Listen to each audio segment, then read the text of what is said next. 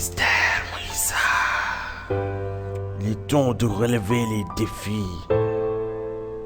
Réveiller, combattre les mauvaises choses qui se passent dans notre vie. Il y a certaines personnes qui ne savent pas comment faire. Quant à moi, je vous donne le chemin à suivre. Oui, voilà, on est dimbale. Les filles qui n'ont pas moi, ne plus dans les ganguillos.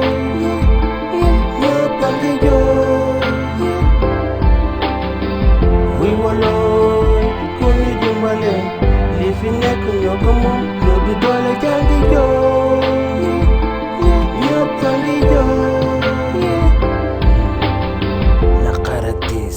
Mi gën di diis te ñoo koy gis ñu dundee di tarxiis bu amul xaalis doo bokk ci seen gis-gis dañoo soxor dañoo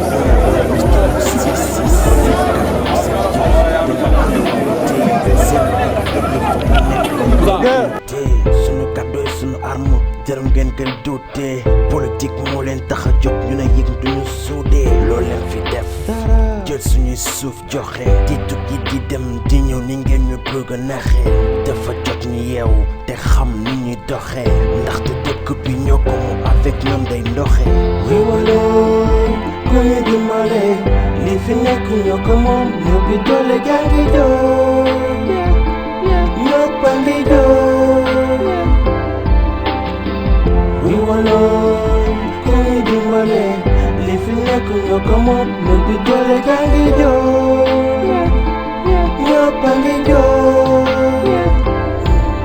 ka yaar benn bopp la kenn mënu ko xar ñaar lu jaam ànd bokk la te ñu am ci yaakaar jóg job bañ a toog bokk suñuy matal waar seet ay anam yuñ ko defee teg si boole si yar li fi nekk ñoo ko moom dëgg-dëgg ñooy borom war ñu nangu kenn si ñoom di ci suy seen xorom muy neex di saf ci ñoom ba tax na ñu dooni noon ku ci nekk jàppe sa morom yaakaar ni yaa ko gën dafa jot ñu war a soppi te ànd ak ñi koy soqali naataange dikk sax fi te nanu am fayda nanu respecté sunu gaaya sunu société yëngatu na sunu société yëngatu na nanu am fayda nanu respecté sunu gaaya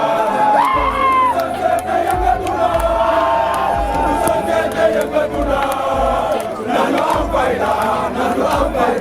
nanu respecté sunu gaaya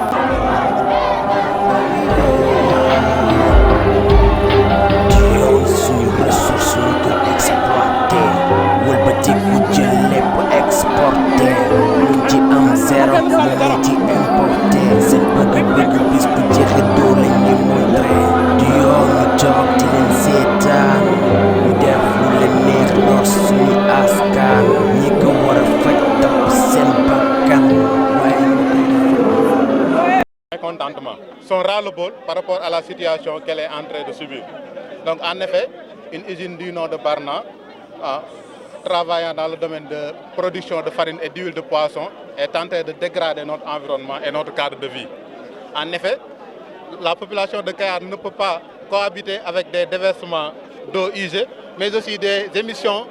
d'odeurs olfactives nauséabondes qui pèsent notre environnement. Pourtant, le collectif Tahaou Kayar avait alerté depuis longtemps par rapport à ces genres d'usines de farine de poisson, par rapport à leur danger sur la santé publique, sur le cadre de vie et l'environnement, mais aussi même sur le côté économique. Parce que les femmes transformatrices peinent à trouver cette ressource halieutique qui est le poisson. Donc elles contribuent à la raréfaction des ressources halieutiques. Mais aujourd'hui, nous sommes face à un danger public que constitue Barna, à travers ces émissions de fumée nauséabonde, mais aussi de déversement d'eau usée sur le sol kayarois. Et pourtant, le collectif avait alerté depuis 2018, lors de son implantation, car connaissant les risques et les dangers. Oui. Et au cours de ces dénonciations, beaucoup de nos camarades ont été emprisonnés, notamment Mamoudouba. Et ça entre dans le cadre de l'intimidation. Nous en interpellons les autorités, leur dit que Kayar ne peut pas cohabiter avec cette situation et que nous exigeons la libération de nos camarades. Mais aussi, nous tenterons d'effectuer une action judiciaire pour réclamer nos droits. N'est-ce pas la Constitution qui nous garantit un environnement sain? N'est-ce pas le Code de l'environnement et le Code de l'hygiène? Donc nous allons ester en justice pour que justice soit faite et que ces genres d'usines ne prolifèrent plus au niveau du Sénégal. Et qu'à Kayar, qu'on ne parle plus de cette usine Barna. C'est l'objet de notre manifestation aujourd'hui. Cela fait 4 ans que vous avez alerté. Oui, cela fait 4 ans par des correspondances données par les autorités par rapport à votre requête. Ils ont répondu par la grande muette. Ils n'ont pas daigné répondre à nos interpellations. C'est ce qui nous a poussé à montrer à tout le Sénégal et tout le monde entier que Kayar en a le ras-le-bol par rapport à cette situation que nous sommes en train de vivre. Et que justice soit faite. Et il faut que l'usine ferme, qu'elle dégage et qu'aucune autre installation de ce genre ne vienne ici menacer la quiétude de Kayar. Qui connaît Kayar, c'est que Kayar est un cadre de vie attirant, où il fait bon vivre. Donc on ne peut pas laisser une industrie venir perturber notre quiétude et menacer notre santé. C'est l'objet de notre manifestation. Des risques environnementaux, il y a également des risques sanitaires et des risques économiques. Il y a également une menace sur la ressource. Effectivement, parce que ça encourage la surpêche et aussi ça encourage une concurrence déloyale par rapport aux femmes transformatrices qui sont un moyen très important sur la chaîne de valeur de la pêche artisanale. Aujourd'hui, elles sont privées de leur matière première qui est le poisson. Donc toutes ces causes-là, s'y ajoutent les causes environnementales et de santé publique, nécessitent une fermeture très rapidement de ces genres d'installations. Au sortir de cette marche, qu'est-ce qui est prévu après? Donc, nous avons un plan d'action bien déterminé. Nous comptons saisir la justice pour que justice soit faite parce que nous sommes dans un état de droit et que nous réclamons justice et que tous les services concernés doivent faire ce qu'ils ont fait, c'est-à-dire venir faire les inspections nécessaires et arrêter cette bombe à retardement qui ne fait qu'anéantir la population. Voilà, ça entre dans la manipulation et dans le détournement de notre objectif. Notre objectif entre dans le cadre de sensibiliser et d'informer toute l'opinion par rapport à ce que nous sommes en train de vivre. Mais nous allons répondre avec lui devant la justice parce que nous sommes dans un état de droit. nekk coordonnateur collectif taxawu Kayar. lan moo waral seen doxub ñaxtu tey. waaw suñu doxub ñaxtu tey dafa am lu ko jiitu mooy depuis nga xamante ne fii nii ay terrain lañ ko daggoon muy 1124 parcelles de ab lotissement boo xamante ne ko gis nga kii tabax na ba dëkk am na ñoo xamante ne ñu ngi doon tabax mais depuis usine bi démarré ba tey jii amatul kenn ko am possibilité wu ñëw tabax ndax lan xet gi nga xamante ne moom lay dégager usine bi ñu ngi ko installé ci biir lotissement. boo déggee ma ne man gëmatuma étude impact environnemental dama jàpp ne ab lotissement bu 1124 personnes 1124 pères de famille war fee dëkk si ñu implanté fi usine de farine de poisson boo xam moom moo leen mën a teree daw dëkk seen i kër yaakaar naa loolu ndax xet gu bon ak ndox yu bon yi nga xamante ne mi ngi koy tuur si suñu lac bii ndox yi fiy jógee mi ngi koy tuur si lac Mbaawan bi te lac bi comme ni ma ko waxee dem dafa nekk ci nag yi di fi naan lac bi dafa nekk si baykat yi mu leen dimbali si roose mais lac bi dafa jigéen nappe phréatique bi nga xam ne moom lañ mooy forage bi ñuy naan fi mu nekk nii Kayar boo ubbee robinet yi foos lay xeeñ ndax la li muy vidé loolu lay dem di ko tuuri ji fee ca tool yi yemul foofu mu wëlbati ko waat nekkaat si biir dëkk bi di jaxase nit ñi dóorante bopp bis bu yàlla sax guddeeg bëccëg ba tey jii nii ñu jël ñenn su ñun noonu suñuy camarade ñoo ëpp ñu courage téeméeri junni yoon nekk ay bañkat ñu jël leen dugal leen si kasa bi ndax lan dañoo contre usine bi ñu ñëw di leen accuser ay cambriolage 125 000 francs si koo xamante ni but maanaam entreprise yi mu jiite c'est plus de vingtaine de millions nga koy jiñ ay 125 000 francs da nga dugal ko sa ngir lan xooxatal leen mais moom xamul li xew parce que géej ginnaax bi kenn mënu kaa téye ak i loxo lii ñu def tey jii nii benn alerte la bu ñuy joxe muy doon suñu dernière alerte tamit li ñu dégmal si suñu kanam lépp ay jëf lay doon mais dootul doon wax parce que li tax ñun pareetuñu pour toog di dund ak lii nga xamante ni si bis bu yàlla sàkk mu ñuy rey ndànk-ndànk saa bu ñu yeewoo mu ñuy gën a rey saa bu ñu yeewoo mu ñuy gën a rey te lii ñuy def ni ñu leeral ni président de la république yab nag yëg na ko parce que man le 27 juillet bii passé bokkoon naa si acteur de la pêche yi nga xam président de recevoir bi ñuy wax dañ doon wax si d'une manière globale ci li nga xamante ne mooy usine farine de poisson yi président de la bi ñuy wax si affaire odeur moom moo ni le cas de Kayar kon il est très bien informé kon président na jël ay responsabilités par rapport ak usine bi gënaluñu suñu bopp beneen des ministre de la pêche et de l'économie maritime fii la ñëw ñu bloqué ak mën a jox ko benn licence usine bi liggéey na lu ëpp 3 mois te amul licence lu illégal 3 mois muy liggéey amul licence am li nga ko may mooy dooleem ak xaalisam du leneen sunu réew mi liñ ko bëgg a téye du noonu nañu xam ne askan wi dañoo sonn nit ñi dañoo sonn. yàqu-yàqu yi ci wàllum koom la wàllum environnement ak wàllum wér-gu-yaram. waaw tey jii nii mën naa la yóbbu si kër yu bari ni ma ko waxee dafa nekk usine bi gis ngeen fi en place diggante ñetti quartier la ne quartier Kër Abdou Ndoye Mbawaan ak Kër Abdou Ndoye Njoxob ak cité yi ñii si cité yi tey boo fi demee am na ñu fi tuxu bees dañoo dem ba ñoom seen jëm moom mënatu ñoo dund gu normal seeni doom yi ndaw yi dañ leen di yëkkati di leen jox ay garab ñu naan ke ngir mën a nelaw am na koo xamante ne mi ngi si biir marché bii sonn lool doomam fii la jaar traversé kese affaire bi dugg ko muy wàcc boobu ba léegi hôpital bu ne yóbbu nañ ko mën ñu kaa faj nit ñi dañoo mën a continuer si benn nit jël di ut alal di def si poosam di ñu jox feebar ñuy gën di feebar ñu continuer def noonu dañu doon alerte nag tey mais bëgg nañu autorité ñu jël seen responsabilité bu ñu ko jëlul ñun nañ ko jël de parce que am na lu yoon mais si réew mi lañ dëkk day tax tamit usine farine bi jigéen ñi li ñu doon yëngatu ci wàllum transformation maanaam day sooxe kii dafa def lu ñuy wax escroquerie parce que li tax ma wax loolu mooy jigéen ñi daf leen a wax lu dul dëgg wax ko góor ñi wax ko autorité monsieur le maire mi ngi ni toog taxaw sama ginnaaw la mu leen digoon dara du si dëgg daf leen a waxoon dina jël ay plus de 800 emplois li fi employé matul 20 personnes ñi mu lor fa demal site de transformation des femmes lu ëpp 300 femmes ñoo fa doon liggéey soo fa demee tey ji la fa nekk matatul sax 20 femmes yu fay liggéey ndax la amatuñ produit loolu lépp mu jël ko beneen business Kayar ku leen xam-xam ne gestion de la ressource Kayar la fekk baax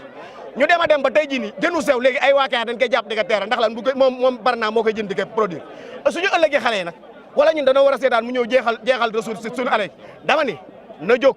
autorité jël seen responsabilité. da ngeen di porter plainte. ñun fas yéene dem ci yoon pare nañ sax pour loolu d'abord loolu mën nañu ni procédure bi déclenché na dañuy dem ak moom justice yu wóolu nañ suñu justice réew di ko bàyyi xel mais nag yoon la ñuy laaj de xam nañ bu yoon amee ñun dinañ am ndam yoon nag la ñuy laaj bu fekkee yoon amul nag dina fi jóg de salaamaaleykum. non ñun dañoo ñëw parce que li fi xew tey borom usine bi ba mu ñëwee bëgg usine ñu daggal ko espace bi ñu jox ko municipalité li ko indil li ñuy en l'erreur mooy les waa environnement parce que ñoo indi étude impact environnemental bañ ko indee ñun si leen sukkandiku ba jox ko autorisation biñ ko war a jox avis favorable biñ ko war a jox mais donc lépp loo xam ne diggee woon na ko ak askan wi wala diggee woon na ko ak municipalité bi amul lenn loo xam ne def na ko si te man première réunion bi ñu njëkk a def moom lañ defaloon réunion mu ni usine am du xeeñ du mas a xeeñ dernière génération la man maa ni ko usine bi bis bu demee ba xeeñ man maay bokk si ñi nga xam ne ñooy njëkk a ñëw si buntu usine ba taxaw fa dénoncé la te usine bi dootul liggéey donc li ma waxoon boobu moom laa réunion waat tey moom li mu waxoon usine bi du xeeñ usine bi day xeeñ bu nee usine bi jën lay xeeñ usine jën lañ yor usine jën moo nekk biir Kayar usine jën yi bis bu ñëwee ñu romb leen benn usine du si xeeñ moom usine am day xeeñ xeeb na loolu xeeñaay usine bi mais léegi day provoqué li muy def mooy créer ay boucan créer ay délit biir usine am créer fa ay sàcc laay wax ñu toj usine am ba pare jiñ ko askanu Kayar loolu nag dafa nekk loo xam dafa war a dàq di xoqalaat ñun kenn duñu xoqal benn amul kenn koo xam ne si ñooñu sax nit ñi xam ne jàpp nañ leen kenn ku si yor numéro moroomam ba ñu bokk fenn foo xam ne ñoom dinañ mën a bokk di dem di def ay cambriolage muy Mamadou Ba muy ñoom Aliou muy ñëpp muy ñoom Kaaw amul kenn koo xam ne ba ñoom kenn yor na si numéro kenn kon donc da doon def loolu nag élection yi dañoo jàll muy def loolu pour xoqatal askan wi pour ñu bañ a jóg si usine bi yaakaar naa nag lii wane na ne tey xoqatal boobu ñun gisuñu ko dunduñu ko ñun dañuy génn buñ benn yoon buñ ñëwaatee fii day gën a saf ñun amatuñ lu ñuy neexal moo li muy wax dafa seet trop ñun neexalatuñ kenn dëkk bi ñun ñoo ko moom ñun askan wi fi mu nekk fa lañ nekk ñun ñoo waxoon démb ñun ñoo ko doon organiser ay conférence de presse man bokk naa ñi ko doon mobiliser parce que li mu waxoon ak li mu doon bubboo te yéen a ko wax moom li muy wane ni waaw li muy wane ni moom nekk ko donc moo doon ñëw di mbubboo Sëñ Tuuba di mbubboo Xaadimu Rasuul naan man du ma wax du ma fen du ma nangam sax waaye tey li mu wax nii dara amu si kon donc ñun loolu moo tax ñu wëlbati ko waat taxawaat tey xeex pour usine bi jóge fi waxatuñ sax otage yi mais usine bi dafiy jóge ñii moom ñu mu jàpp otage moo xam nañ dañuy génn parce que jàppewuñ leen dara si lu dëgg kon donc loolu lañ ci doon wax di sant ñëpp di gërëm ñëpp Mamadou Ba premier adjoint maire Kayar. Mati Ndaw présidente des femmes transformatrices. waaw seen jàmbat tey lan la. suñu jàmbat tey mooy Barna usine farine de poisson bi moo nu sonal ñun ñi nga xam ne ñooy soppali jën tooy mu nekk wow jën yu xam ne ku nekk ko soxla fii biir réew meeg bitim réew mënatu noo jot si jën wi ndax da suñu concurrence la ndax moom mooy suñu wujju li ñuy def lay def moo tax lu nar a liggéey mu jënd ko yóbbu même favoriser na sax jënu sew yi ñu tere fii ci Kayar pour ñu bañ koo jàpp sax favoriser la ñu koy napp di ko indi ko jaay xam nga ne loolu doy na waar tax na ñun liggéeyatuñu waaw suñu génération future ñoom fu ñu jëm suñu doom yi ñëw ak suñu sët yi ñëw ëllëg ñoom fan lañu jëm lan lañ fi fekk dañu fekk dara Barna sonal na nit ñi waxuma dara sax may day dégrader environnement bi day yàq li nga xam ne mooy wuruwaay alam bi da koy yàq te bu ko yàqee nag ñun da suñu dee day yomb suñu fan day gàtt te nag odeur bi muy lancé nit ñi di ko nokki loolu day def dépôt day indi ay cancer wàccu biir buy daw ay feebar yu bari lay dajale indi ko def jox ko askan wi te moom yëgu ci dara waa këram a ngay fële ca fangalo mi di dund te ñun mun noo nelaw ndax Barna sonal na trop li nu gënal daal moom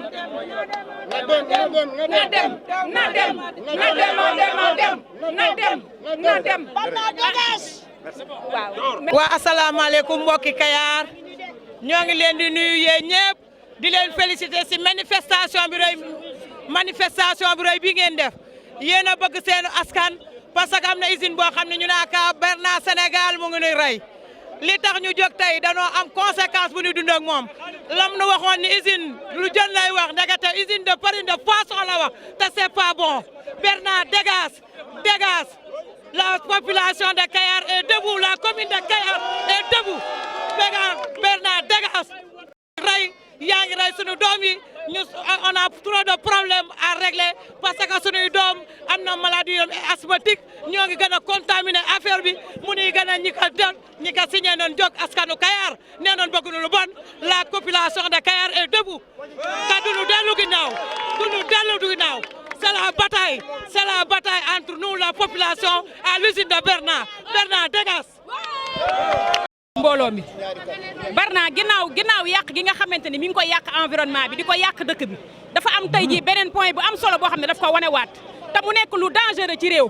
parce que Barna jaxase na famille yi yàq na réew bi jaxase na famille waaye tey jii tarixa yi la bëgg a jaxase parce que ay tiijaan xeexuñu ko ay laayeen xeexuñu ko ay xaadir xeexuñu ko population Kayar ñoo koy xeex ay jullit ñoo koy xeex kon bu ñu ñëwee fii tey mu ñuy tegal ay xasida te ñu gën koo bëgg Sëriñ Bamba fuuf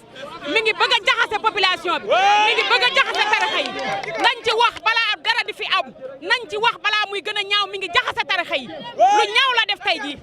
jaxase na réew mi jaxase na population bi yàq na dëkk bi yàq na pollution am na ci réew mi lu dee am na fi kenn mënut a dëkk fii ndax xet tey nag mu ñëw bëgg a jaxase tarix yaay ñun ay taalibé Serigne Touba la ay taalibé Serigne Touba rek ñoo fi nekk tey jii mënuñoo jaay ne def ñoo gën a bëgg Serigne Touba ba dañu tegal ay xasida lii lu ñaaw la tey jii lu ñaaw la lu ñu war a déplorer wasalaam.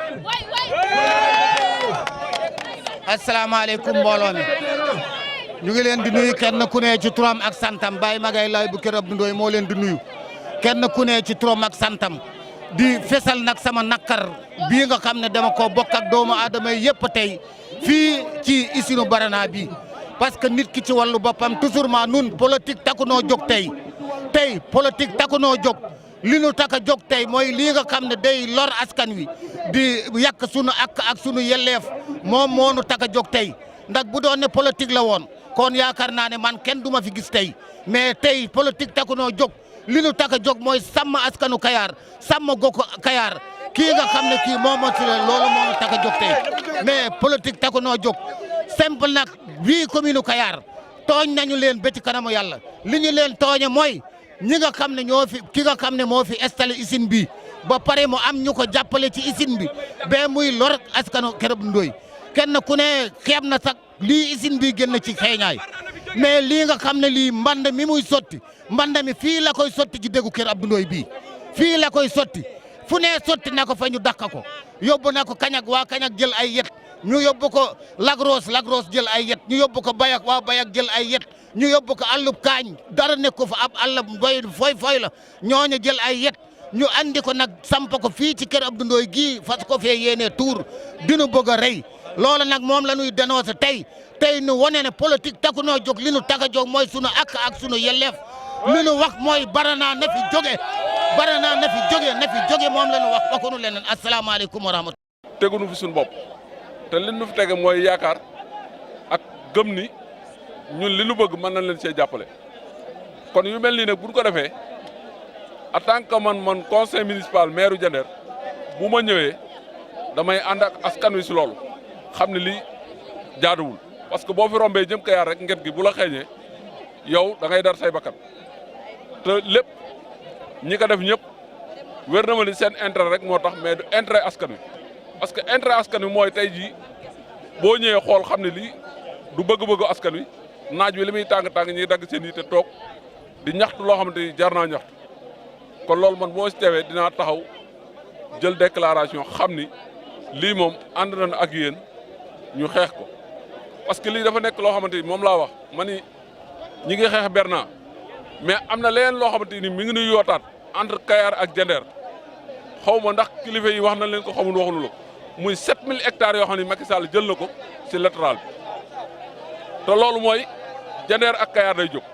te loolu lu jar a xeex la mu nekk signal bu fort kon loolu Moussa nekk na loo xamante ni man rafetlu naa ko loolu daal ok. Sunu société yëngatu na sunu société yëngatu na nañu am fayda nañu respecté sunu gaaya